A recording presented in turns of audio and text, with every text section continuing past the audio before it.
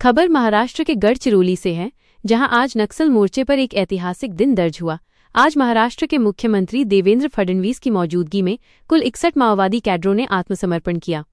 आत्मसमर्पण करने वालों में माओवादी संगठन के शीर्ष नेता, पोलित ब्यूरो सदस्य मल्लोजुला वेणुगोपाल राव उर्फ सोनू दादा भूपति भी शामिल थे, जिन पर करोड़ों रुपए का इनाम घोषित था। इन माओवादियों ने अपने साथ 50 से अधिक हथियार, जिनमें ऑटोमेटिक राइफलें, इंसास और AK-47 शामिल हैं, पुलिस के सुपुर्द किए। ये आत्मसमर्पण महाराष्ट्र ही नहीं, बल्कि देशभर में अब तक का सबसे बड़ा नक्सली सरेंडर ऑपरेशन माना जा रहा है।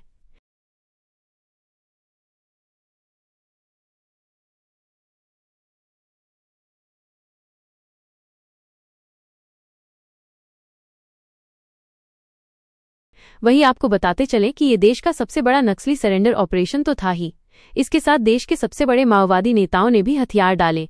सोनू भूपति, जो माओवादी संगठन के केंद्रीय समिति के वरिष्ठ सदस्य और पोलित ब्यूरो स्तर के नेता हैं, बुधवार को 25 किलोमीटर जंगल पार कर अपने साथियों के साथ पुलिस के सामने आत्मसमर्पण किया। उन्होंने अपने साथ विभिन्न कमेटी मेंबर और अन्य सक्रिय नक्सली सदस्यों को लेकर हथियार डाले।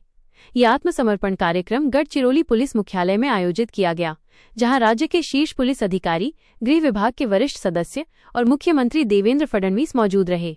महाराष्ट्र गढ़चिरौली से संवाददाता विजय मजुमदार की रिपोर्ट।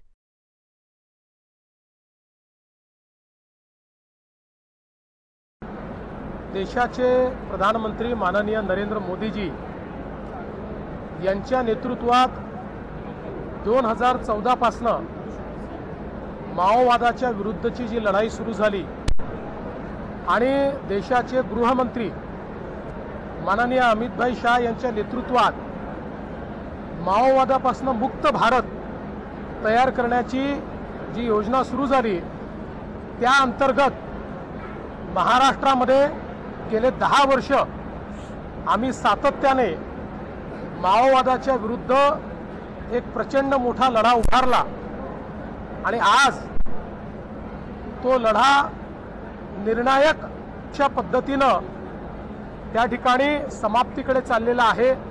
आज सोनू उर्फ भूपती यांच्या समवेत 61 जहाल माओवाद्यांनी आत्मसमर्पण केलेलं आहे। सोनू उर्फ भूपती हा या संपूर्ण दंडकारण्यामध्ये माओवादाचा जो उदय झाला आणि विशेषतः या ठिकाणी आपल्या गडचिरोलीमध्ये अहेरी दलम असेल, सिरोंचा दलम असेल, पेरीमेली दलम असेल, चामोर्शी दलम असेल किंवा या ठिकाणी टिपागड दलम असेल, असे जे सगळे दलम तयार झाले आणि त्यातनं एक मोठी सशस्त्र सेना तयार झाली।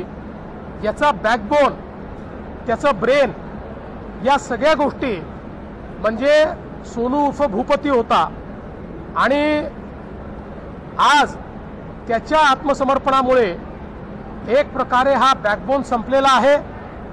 मागच्या काळातल्या आत्मसमर्पणांमुळे उत्तर गडचिरोलीतला माओवाद आपण पूर्ण समाप्त केला होता।